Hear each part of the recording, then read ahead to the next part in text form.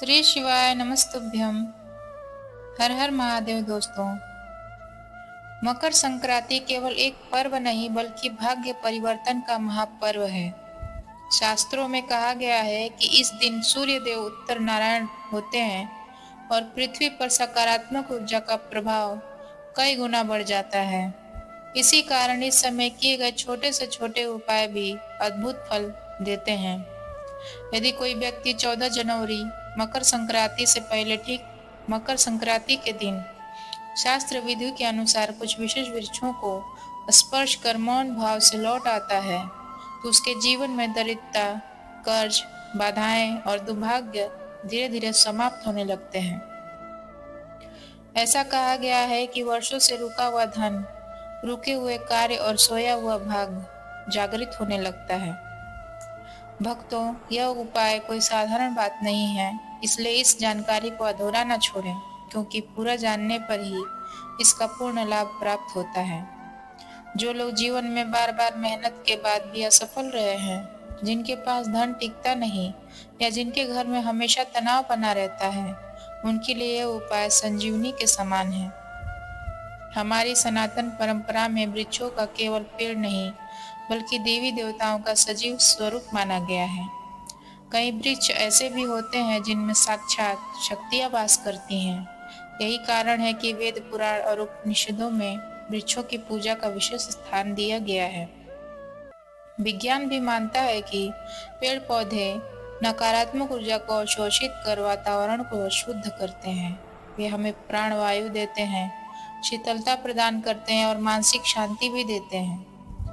और जब यही वृक्ष मकर संक्रांति जैसे पुण्य काल में स्पर्श किए जाए तो उनका प्रभाव कई गुना बढ़ जाता है। आप जानते हैं वे 3 दिव्य वृक्ष जिनका स्पर्श इस समय विशेष फलदायी माना गया है। पहला दिव्य वृक्ष शमी का वृक्ष। शमी वृक्ष को शक्ति स्वरूपा जगदम्बा का स्वरूप माना गया है। ऐसा विश्वास है कि इस वृक्ष को स्वयं देवी का वास होता है। मकर संक्रांति से पहले या उसी दिन संध्या समय शमी वृक्ष के पास जाकर मन में अपनी समस्या का स्मरण करें, वृक्ष को श्रद्धा से स्पर्श करें और यह भाव रखें कि मेरे जीवन की दरिद्रता, रोग और बाधाएं समाप्त हों। शमी की जड़ में चुटकी भर सिंदूर अर्पित करना और मौन भाव से लौट आना अत्यंत शुभ माना गया है।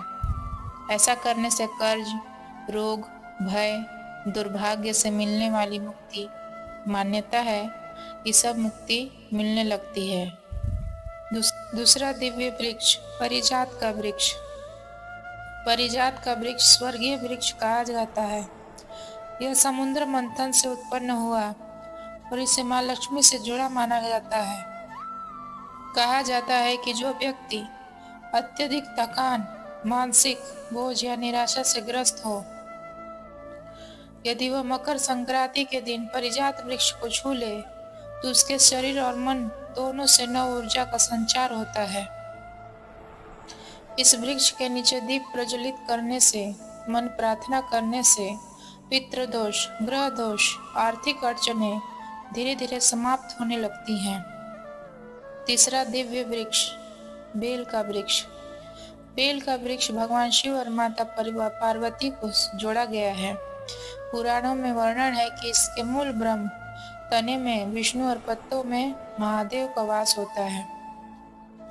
मकर संक्रांति के दिन शिव मंदिर या बेल वृक्ष के पास जाकर श्रद्धा से बेल वृक्ष स्पर्श करें। मान्यता है कि ऐसा करने से रुके हुए कार्य पूर्ण होते हैं, धन और सम्मान में वृद्धि होती है, जीवन की दिशा बदलने लगती है।